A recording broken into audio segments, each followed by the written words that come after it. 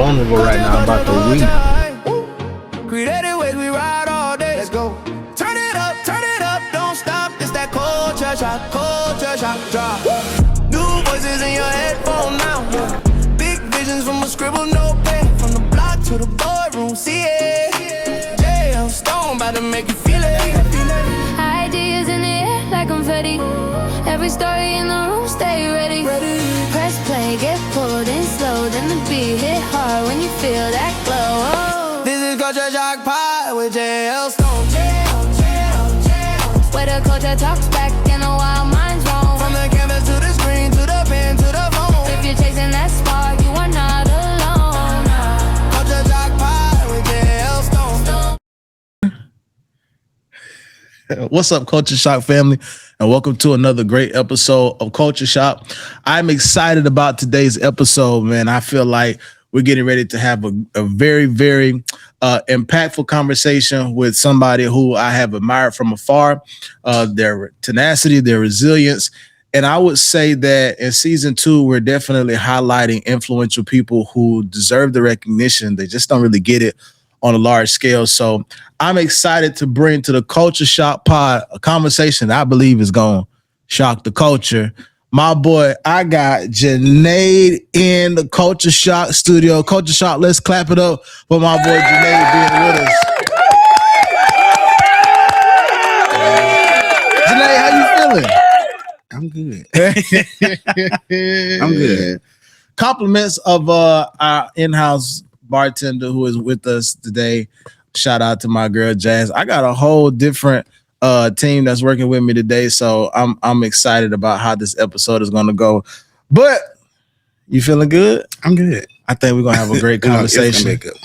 We got two Valdosta legends. Junaid is much more famous than me, though. Junaid is much more famous than me, and Junaid is friends with everybody. I can't think of nobody that don't like Junaid. It's a lot of people that don't, but there's a few people like me that's scared of Junaid. Stop doing it. But I can't think of nobody that don't like Junaid. Okay. Welcome back. All right, Junaid, let's just jump into it. Two icebreakers I want to ask you just to kind of get us to loosen up a little bit. Y'all, he nervous for some odd reason. It's cold in here. I don't know why he's so nervous. I'm good, though. All right. If it's anything you could be doing right now other than what you're currently doing, what would it be? I don't really think it's anything else I would want to do right now. Why you say that? Probably because I just feel like it's just the way life feels. Like I'm okay with where I am now and going further, but I'm okay where I am. So nothing about where you are in this space of life would you want to change? I wish I was a little further, but as far as like my career and what I'm doing, I won't want to do anything else. If you could have any superpower in the world, what would it be? Probably fly. The fly? Yeah, to fly. I always wanted to have invisibility. Oh, that's a good one. Because I'm nosy. Yeah. So I would want to have invisibility. All right. So thinking about that, if you had to define, because what's your last name? You a Thule, but you just got so many. We're not going to go there. What is your last name? I am loved by all, but my last name is Mathis. But I am loved by all. So you a Thule? Let me explain like this. I am family with some Thules. Some kin in them people. No. This fool got us right here thinking he a Thule. I can't help it because people love me. If that's the case, I'm a Robinson. That is true. Yeah. That is true. We'll talk about that too in a minute. We'll talk about that later. Okay. We'll talk about that in a minute. Okay. So define Junaid. Who is Junaid? I have so many different personalities. I don't know who I am day to day. Schizophrenia? No.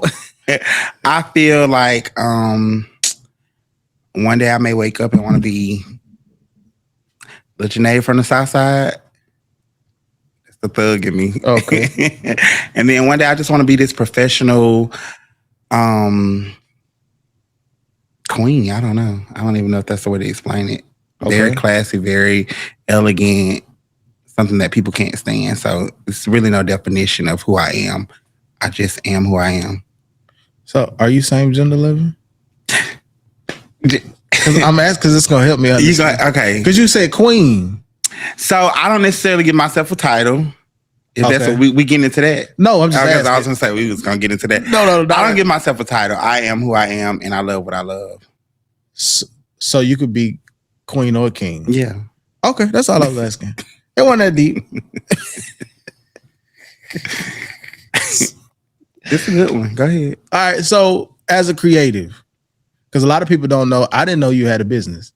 Yes, I've been in business for a year and probably like 4 months now. Because the last thing, because Junaid just added me as a friend on Facebook. Hey, we were friends. And Junaid added me. Junaid used to be my friend. He stopped being my friend. But we talked about it. We talked about it. We're good. Okay. But I just realized, or Junaid had a business, and we'll talk about that. But a few years ago, you was doing design. You were stylist, right? Yeah, I was designing, and creating for kids. Okay. Do you still do that? No. So did that segue into what you're doing now? No, actually I was doing, I was into childcare, and that's where I got most of my kids from. Okay. And I mean, I just went with that, but that was for that season. That was for that moment. So you would never get into that again either? For myself. So you would style yourself? Yeah. Okay. How would you describe your style? Unique. I'm not really big on words, so I don't think you're going to get no big words out of me. I just want you to talk. Okay, so listen, I am just me. Like, I'm telling you, I will wake up one morning and I may want to put on some ones. Okay. That's that hood. That's the little south side pull out. Gotcha. But then it's some days, or depending on whatever event it is, I may want to put on some heels. And that's just my style. I don't think anybody else matches my style. Right. And that's why I wanted to bring you on, because I think that you are, like I said before we started taping, a creative that in Valdosta was ahead of his time. And we don't have to go into when you were doing content and skits and stuff like that. But I think that helps set the stage for how effective you are on social media now. Because it's like everybody knows you. You have made a presence for yourself, right? Which isn't, I mean, I got friends in Atlanta that, but I didn't know you know Junaid. I'm thinking, I don't even want to know how you know Junaid. Wait a minute. I've had to tell people, I know of him. I don't know him like that. I don't know. Junaid just, but I think you are an incredible creative. So do you feel like you have to, or have had to, dumb yourself down to make other people comfortable? There was once a time where I felt like I had to dim my light. Mm-hmm. And eventually, it was probably like 2021, where I was just like, I'm not doing that. Like, if you love me or you deal with me or however the case may be, like, I'm not going to stop being who I am just to make sure you're comfortable. Mm. If you say that we're friends, you should be able to dap me up when you see me in the restaurants, or if you see me passing each other in the hallway of an apartment complex. I shouldn't have to dim who I am. Right. But at one point I did. I felt like when it came down to church, being a part of the career that I wanted to be in, I was working for the Valdosta City school system. And so a lot of children saw me. You know, I was working at the high school at one point. And I felt like, let me just chill. You know, let me act a certain type of way. That wasn't who I was, and I wasn't comfortable. And I'm not going to make myself uncomfortable to make you feel comfortable. Yeah. I'm kind of in that space too, with me stepping down from pastoring. Because if you see me, I have people come up to me and be like, "What you doing here?" I mean, when I saw you in Phoenix, I said, "What's up, Pastor?" I was like, "Dang, I probably made him feel some type of way." No, I was in Phoenix one. I think I was with Jay. I was in Phoenix. We were sitting at the bar, and a girl walked up to me and was like, "You Prophet Stone?" And I was like, "Who's asking?" And she was like, "I be on your lives all the time. I'm from such and such." And I was like, "Bless you." Gave her a hug and sent her on back to her seat. Yeah. So dimming yourself down, I just don't believe that with the space that I'm in, I have to not be me to make people comfortable who are never gonna connect with me in the first place. Right.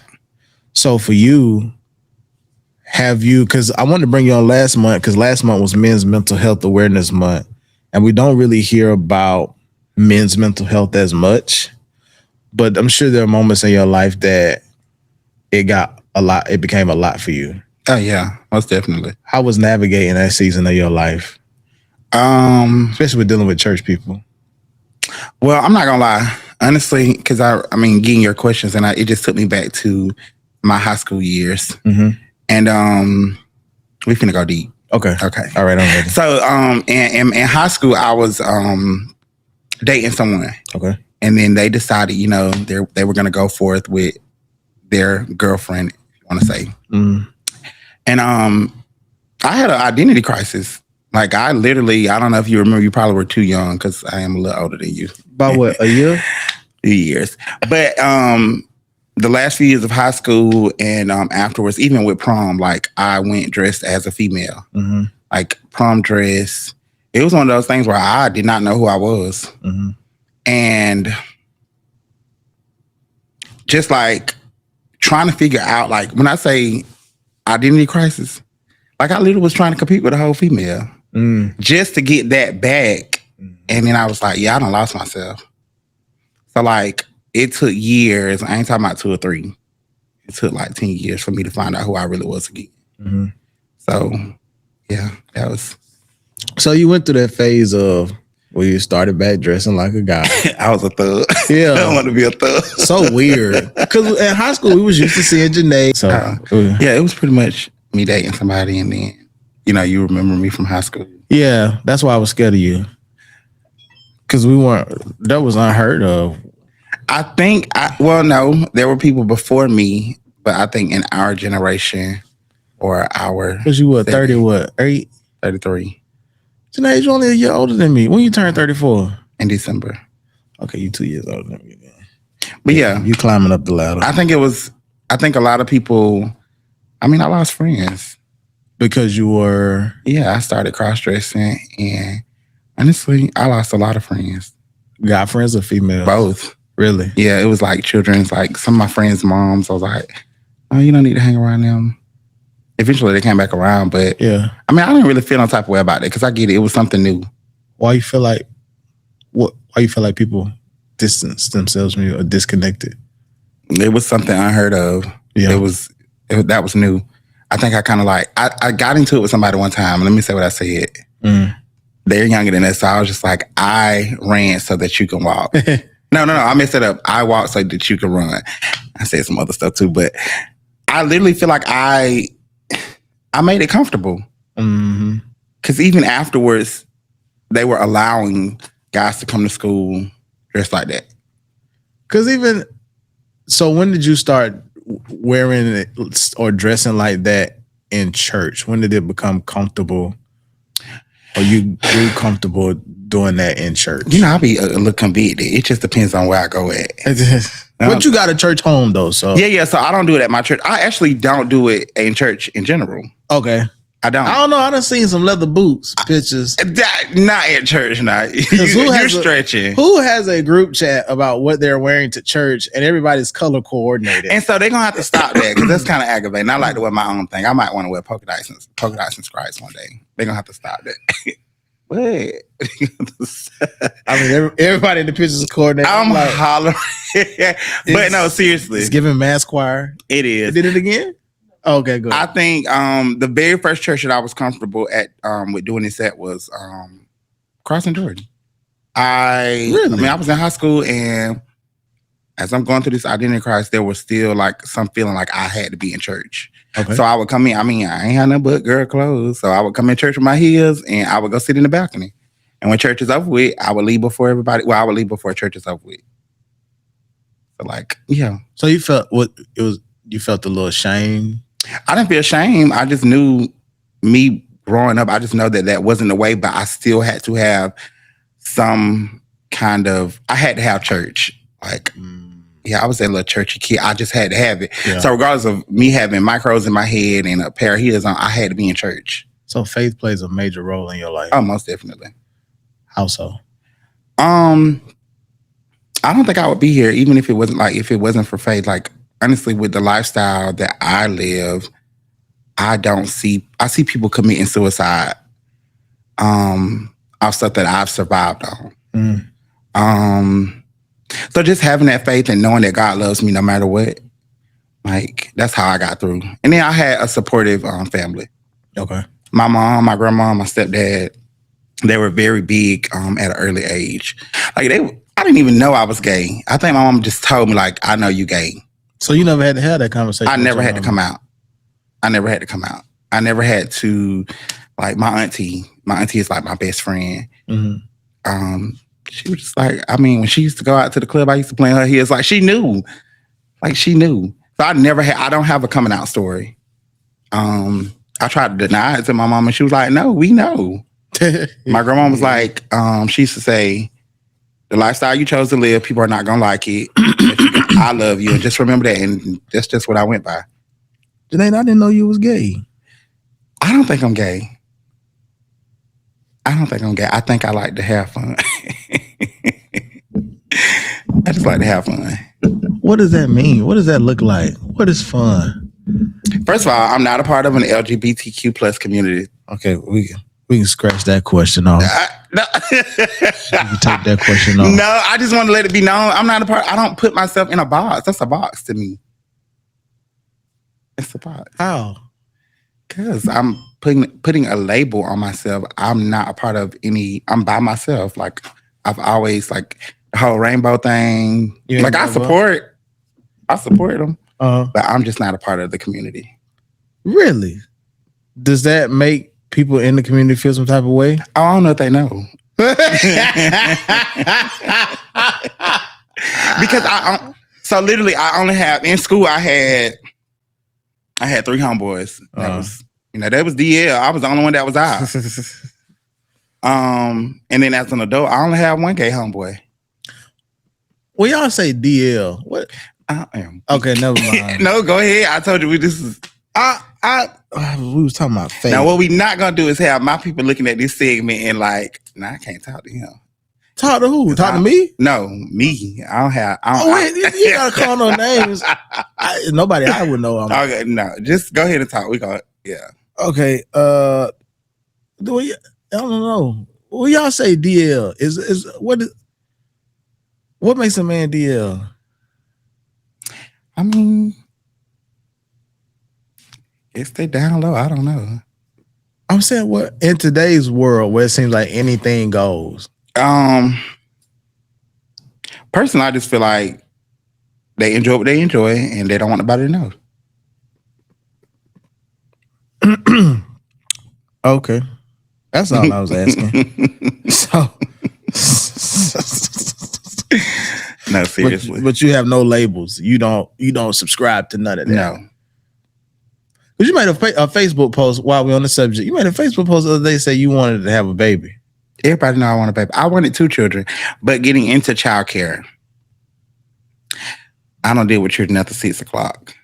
So you want your child until 6? I just want a baby. I just really want to dress the baby. You don't want kids. I do want kids. I do want the responsibility. You want to be a godaddy. No. You don't want no kids. Because I'm really a good goddaddy. But I want a baby I want my own baby. I want my own last name to be a part of something. You don't want to adopt? I'm down for adopting. I'd rather adopt than have the sex, though. You want to know why? No, I'm down. No, you want to know? Okay, so I'm down for everything that takes place in conceiving a baby. I'm okay with. I'm only being professional because we're on here. Right. But I'm down with all that. My daddy side of the family, they're not really cute. And I'm just kind of scared that the baby might come out looking like. I don't need that. And I made it out. I made it out all right. But that's when you get you somebody that look good. She got to be white or Asian or something. White. But I don't want to date a white woman. But you got some pretty friends, though. I got some fine friends. Well, you want to get on that? I'm just. One of them really needs some work, but outside of that one, yeah, we'll talk after this. So Has it been awkward dating for you? I don't date. I want to. I'm answering all your questions. What you mean you don't date? I want to. Valdosta is so small. I feel as though Again, you got people asking me about you in Atlanta, so let's not. I don't even play in Atlanta, so I don't know why they asking about me. I don't play in Atlanta. No shade ain't that what they say? No shade, no tea. I don't know. But listen, I don't necessarily play in Atlanta, and I think I messed that up because it was an older guy. And he was really consistent, but I just don't play in Atlanta. Okay, but for the most part, I just don't date. It's Valdosta. I know everybody. Everybody knows me. Yeah. Not me dating and me not enjoying myself is two different things. Like I'm enjoying myself, but I'm not taking anybody serious in Valdosta. So what to you is considered a good time? Okay, because that was. Give me the PG version. Well, I got old people that watch. Yeah, so I was just gonna say I'm here for a good time, not a long time, and I think the older crowd will know what I mean by that. So you want a man that's gonna spend money on you? No, I got my own money. Oh, you one of them? I don't. Oh yeah, you just said you don't. So what y'all call them, tricks? You pulling it out, ain't you? I'm just asking. So okay, so for me, because it seems like you just trying to get to it. So for me, when it comes down to like me and what I'm interested in, I don't put myself in a box or label myself, but I think I'm more attracted to more so of like masculine men. Okay. And then those are the ones that be DL, and it's just kind of like that's what I be going after, and it don't work out for me pretty well. Okay. You wanted to go there, right? I'm listening. Okay. I'm here to support you. Okay. Yeah. So for me, I am open to dating somebody openly gay. I've talked or converse, but it's just don't nobody get to me like a DL man. Whatever that means. Yeah. I can't say I understand. Yeah. And then honestly, in that position. I know that I'll never be able to have that, so I don't look forward to that. Okay. Dating aside, as a man, how does that make you feel sometimes knowing that there's things that we want that we'll never be able to have? It's very emotional. And just the inner thoughts, like it'll have you depressed sometimes. Just knowing this is what I want or this is what I'm trying to go after, and I may not be able to ever get it. Because you just acquired a property for your business. I did, yes. It's Busy B, right? Busy Brain Learning Center. Busy Brain Learning Center. Yeah. Were there moments where you felt like you would never get to this point? No, there's not a moment that I'm not going to say I didn't think. I was trying to rush the process. Okay. Like 6 months into me having a home daycare, I was just like, I got to hurry up and get something else. Because children were coming. Mm-hmm. That's a good thing. Yeah, they were coming. And I'm just like, bro, I ain't got enough room for all these children. Yeah. And I just was trying to rush stuff. So I just stopped. And I just let God do his thing. How did God teach you patience? I think what happened was I had like 6 children move out of town. Mm-hmm. So you got 6 children moving. That means that income drop a little bit. Mm-hmm. So at that point, I'm just like, okay, God, I'm gonna just sit back and wait on you. Mm-hmm. So, yeah. With how you have, because you grew up in church, you got a strong background in faith. Do you ever think that you would preach or do ministry? No, I don't think I'll preach. I ain't gonna say I don't know. I just don't know. I mean, so you open to it? Maybe a youth pastor. Because we too old to be youth pastors. Oh, well, then I can't do nothing else. Are we too old to be youth pastors? Yeah, you know how many youth conferences, youth revivals I turned down? Yeah. Okay, well, I don't know. I don't see myself being I feel like you be preaching in the group chat. I do. You the strong Because they friend. forget the word. And I'm the one that know the word, so I have to kind of tell them. Jazz definitely don't know about it like that. No, Jazz, she getting better. But I have to tell my friends, like Mari don't know the word at all. She getting better though. Bellums? Yeah, she getting That's better. my girl. She getting better. She went to Church of Christ. So she. Oh yeah. Love them though. I love, they sing the same songs every Sunday, but yeah, they don't have no music. No drums, none of that. Yeah. So I have to teach Mari the word. That's interesting. I think you should look into it though. Ministry? Yeah. I think you have a powerful ministry. You probably just saying it because you think all the gays gonna come to my church. No, you know what's crazy? I don't want no gay people. You know what's crazy? And Junaid, even though he does not label himself. Yeah, I do not. Junaid is proof of what all of my friends who are gay say. They don't want to go to a gay pastor's church. Yeah, somebody had invited me. We had a church like that here before. You said we was talking. They had invited me. And what's our time? Tell me the time because I get to talking. But I don't. Why you didn't go? I think he was ahead of his time. I actually want to do a sit down with him too. That'll be good. He's a very good person. Is he still here? He's still around? I think he is. I've seen him a few places. But like you said, we know what that means. No. You caught that? No, we know what that means. No, I've seen him, out and about in the community, different weddings and stuff I've been to. But no, seriously though, why you didn't go? I didn't go. I ain't see you over there. And the only reason I went was because Apostle Beard was preaching. Oh, I love her. But no, I didn't go. And I love him and I support him. He's like an uncle to me. I mean, growing up, he was like an uncle. But I just knew, well, first of all, when I was younger, I just feel like I got to get this gayness out of me. I got to get it out of me. And so I was like, yeah, no, I'm not going because I'm trying to turn away from that. And then I realized like. They was cast anyway, because one of my good friends came out of that church. Okay. Love him. He's an incredible pastor. Okay. But yeah, so as for me, no, I love. I think you should get in the ministry. What am I going to do? I think you could reach a lot of people.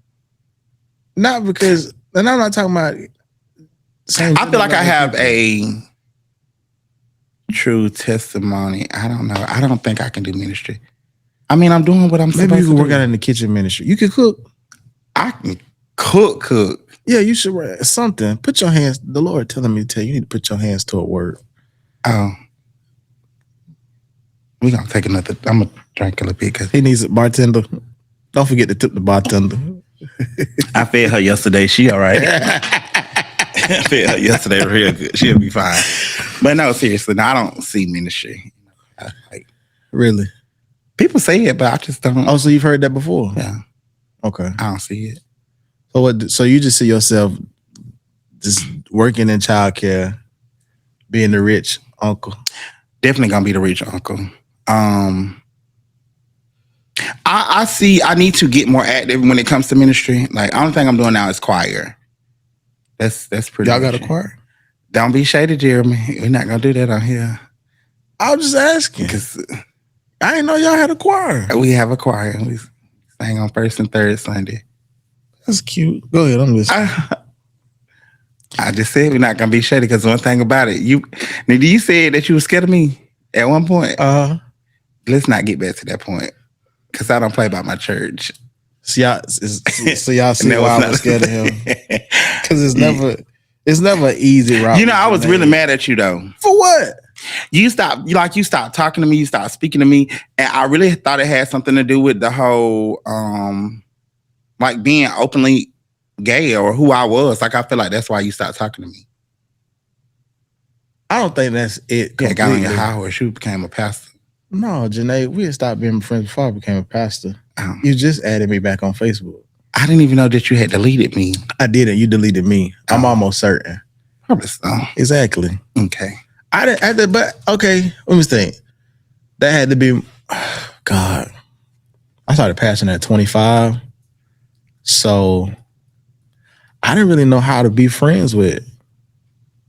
It's some people like that. Yeah. Yeah. No, it happens. I didn't know. Because again, you, as a straight man, you become friends or you're openly friends with people who are, I'll just say, eccentric with your dress, since we're not going to put you in a box. I'm not in a box. Yeah, so somebody that was dressing hot like that, full face, so forth, not one to be, because we grew up in traditional settings, not one to be grouped with, oh, you must be gay or down low. Yeah, definitely understand that. So I think I was trying to protect my sexuality when now I'm in the space where it's just like, I don't care if y'all, Junaid, that's my dog. Yeah, I think a lot of people are like that. They try to, it ain't even about your sexuality. I think it's more so what other people gonna say. Yeah, for sure. Protecting. Because, I mean, you know what you are. You know whose you are. You know what you like. You know what you don't like. Because when you say protecting your sexuality, it makes it sound like it's one of the things where, if they come on to me, I don't know if I'm going to feel like this or not. So it's more so protecting your image. For sure. You're trying to protect your image. Definitely image protection. But you can still be friends with people and they be gay. I know that now. I got a best friend. He just as straight as he want to be. But if my car give out of gas, he gonna come. If I get a flat tire, he's gonna come. Mm-hmm. If I need repairs at the kid, he's gonna come. And he loves out loud. Like he loves me out loud. Mm-hmm. I was getting ready to say something about one of my friendships, but I won't do them like that. However, they're my zesty bestie. Is that the pastor? I don't have no pastor friends that's gay. I mean, Jazz, can I get paper? I don't have any more. None of my friends are gay. I think I just kind of spilled some tea.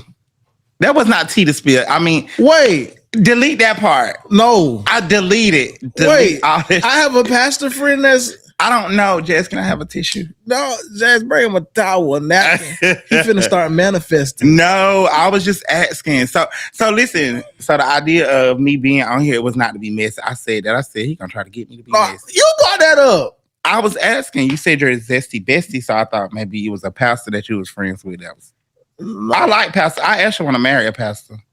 A woman pastor?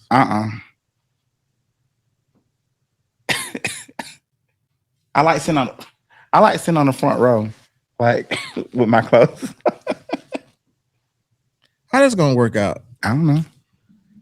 I don't know how we got here. Yeah, I don't know either. Let's change the subject. Because I'm still trying to figure out what path. We'll talk about that. Yeah, we'll call me, Yeah, we'll do lunch or something. Yeah, let's do lunch.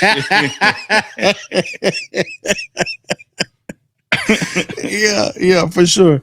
So with everything that I think Valdosta culture has a cap to it for people like me and you. I say that as creatives. Mm-hmm. I think Valdosta has a certain limitation and a cap to it. Most definitely. Do you see yourself here much longer? Now I'm gonna say this. I was 18 and I used to want to run to Atlanta. Like I'm finna move.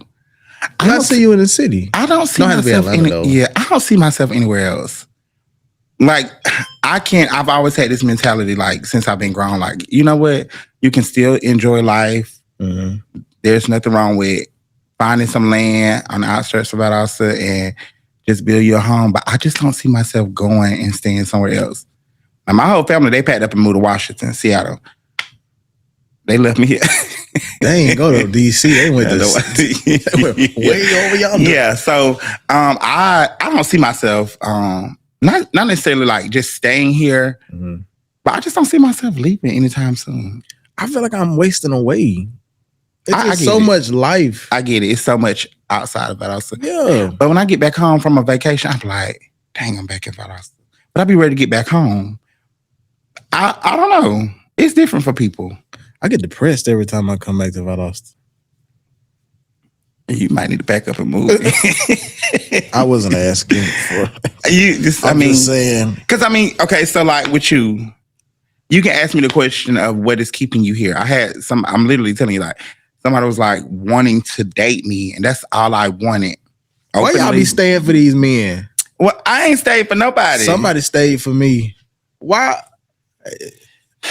y'all be staying with these men? Go ahead. I turned that down because I just knew, like, here? No, they were in Atlanta. Oh, okay. I don't want to move to Atlanta. I don't want to give up my daycare. I work hard for that daycare. I don't want to get that up. Just But you don't have to be here to run it.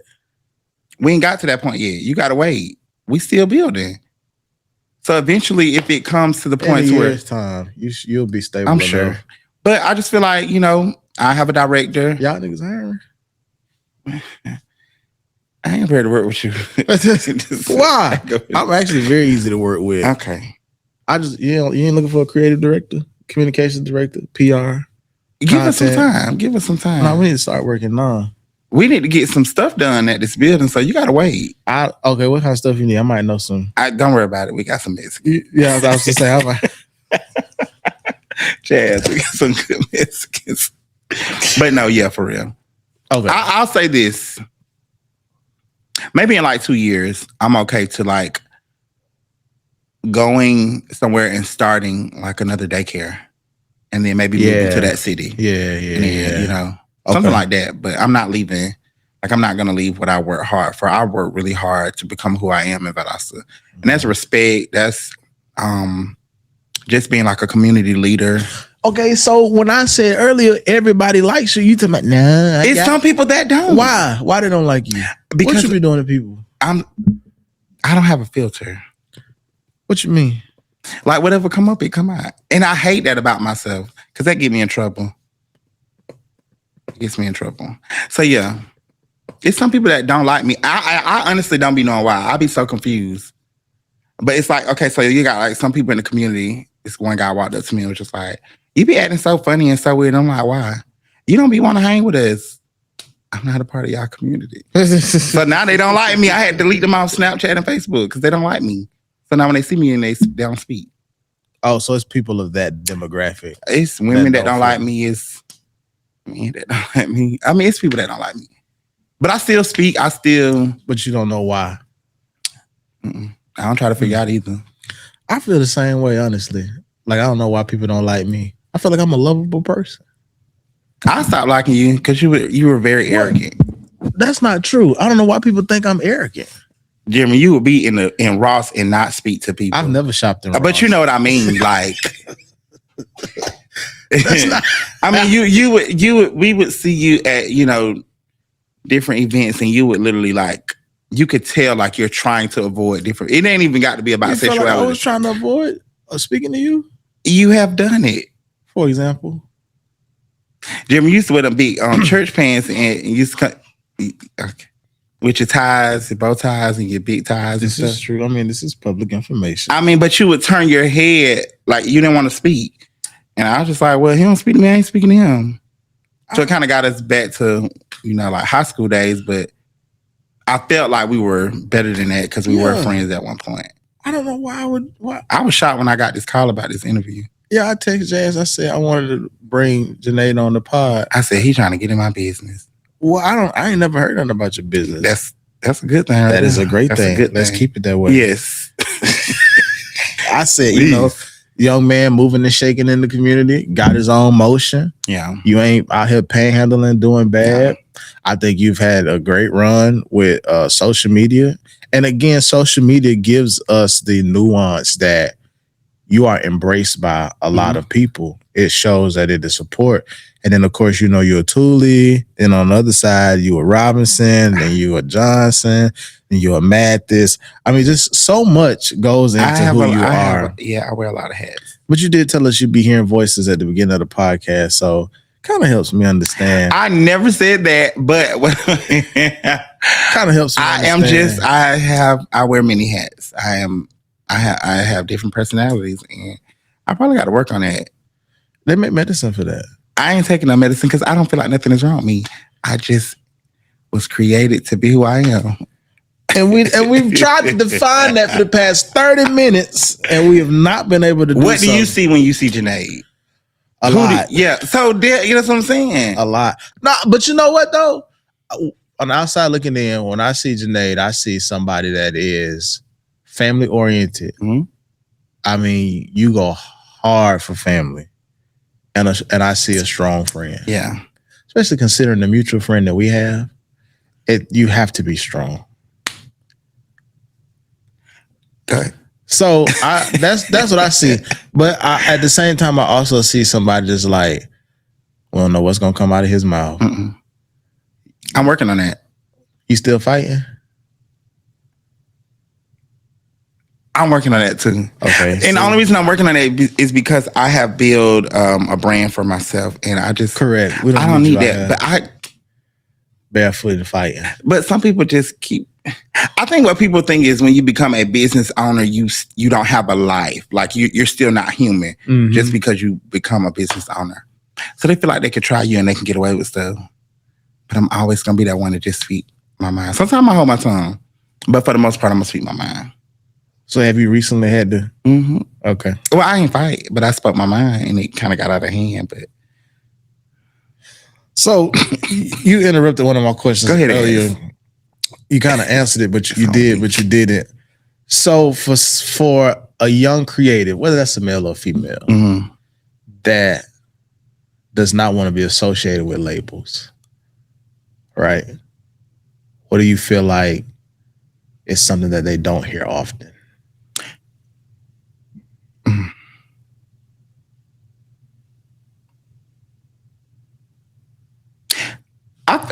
Are we talking about like my kind of people or those kind of people? I don't know. Yeah. Okay, so I just feel like a lot of people don't hear like I love you. Okay. Luckily growing up I did, but I feel like seeing and working with youth or people in today's time or people even my age, they don't hear I love you or I love you no matter what. I don't hear that. I heard that my whole childhood. And I feel like that's what made me the person I am today. And I feel like seeing people of today's time not being loved no matter what or not being told I love you, it damages them.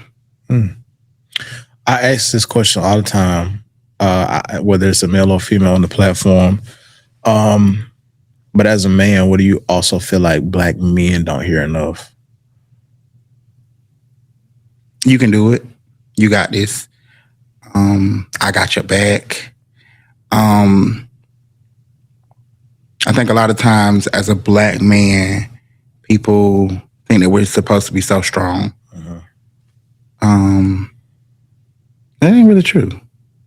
It's okay to cry. It's okay to vent. It's okay to, tell how you feel. But I think if we stood behind Black men, I think we'll see a better outcome. That's a little emotional for me, but go ahead. No, I like that because a lot of guys that I've asked that question to, their answer is Black men don't hear I love you. But for you to say the first thing that came out your mouth was you can do it. Yeah. And it's okay to be vulnerable. My nephew recently lost his mom 2 weeks ago, and he's only 6. So I was on the phone with him. I was just checking on him, and he was saying how he had been crying. And I told him, I said, well, baby boy, it's okay to cry. It is. Like, you're going to have a whole lot more days that you're going to want to cry. I was letting him know that, because for us, showing emotion was a sign of weakness. Right. Something you don't want to see in a man. Something you don't want to showcase. You can't be vulnerable. And I think that men not knowing how to steward their vulnerability has gotten them in trouble. Right. More than actually being vulnerable. So that's good. Yeah. That's good. Anything else you want to? This ain't live, right? No, we're not live right now. Okay, good. Okay. I mean, I'm just asking. Why? I'm good. Why? What you want to say, Junaid? Nothing. I don't have anything to say. This was a really good podcast. Did not our hearts burn? we thank the Lord for Pastor Junaid Mathis. I am weak. Coming through. Ain't nothing else in that glass. It wasn't that much ice, so okay. Yeah, the rest of it is something. And we've had an incredible conversation. So listen, Culture Shock family, I want to say, make sure you hit that like button. Make sure you subscribe, comment. I feel like Junaid kind of held back a little bit, so we'll have to do a part two. A part two. A part two. Yeah. And I'll make sure I have some wine next time. Make sure you got some wine, and then make sure your questions, if you want to get deeper. What was wrong with my... No, they were really good questions. Oh, I was going to say. No, they were really good questions. But if you saying that I held back, you got to dig deep in your question and answer Q&A book. I ain't want to. We ain't going too far, but I'm just saying. Yeah, I ain't want. I ain't need nobody inboxing me saying that nigga. Oh no, I don't even play those kind of games. I don't even play those kind of games. But no, for real. If you want to, just do a part 2. Okay, we'll do a part 2. We'll switch the scenery up a little bit. Yeah, because it was cold in here. It made me nervous. I don't know what you was nervous because. Please don't start that. It was a good segment. I will say that. And it has helped me out a lot. And we reconciled our friendship. Hopefully. We reconciled our friendship. Y'all heard him say he was going to take me to lunch. Yeah. He can afford it. He got a business. He can afford it. So again, make sure y'all like, subscribe, comment. Let me know how you've enjoyed today's episode. We look forward to connecting with you again soon.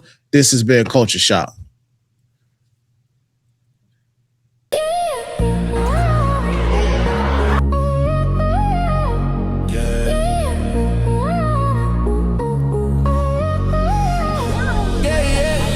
Vulnerable right now. I'm about to weep. Creative ways we ride all day. Let's go.